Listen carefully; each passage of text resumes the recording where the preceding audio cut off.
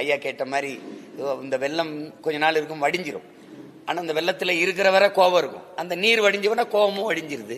அப்புறம் கடைசியா 500 ரூபா வாக்கு கொடுக்கும்போது எவன் துன்பத்தை தந்தானோ அவனுக்கே அதிகாரத்தை கொடுத்துட வேண்டியது. அப்புறம் திருப்பி மறுபடியும் வரும்போது ஐயோ ஐயோ ஐயோன்னு கத்துறது. இது பூனை இருக்குல்ல, அது பாலை சூடா காய்ச்சி வச்சிட்டீங்கன்னா பசியோடு வாயை வைக்கும்போது சுற்றுச்சுன்னா மறுபடியும் வாழ்நாளில் வெள்ளையா எதை பார்த்தாலும் வராது. ஒரு பூனையே ஒரு தடவை சூடுபட்டா வராதுன்னா மான தமிழ் மக்கள் எத்தனை முறை தான் இந்த சூடுபடுறது சொல்லுங்க. அது சகித்து பொறுத்து என் மக்கள் வேற வழி இல்லை என்ன செய்யறது வேற வழி இல்லை. இப்படி பேசி சகித்து அடிமையாயிட்டாங்க.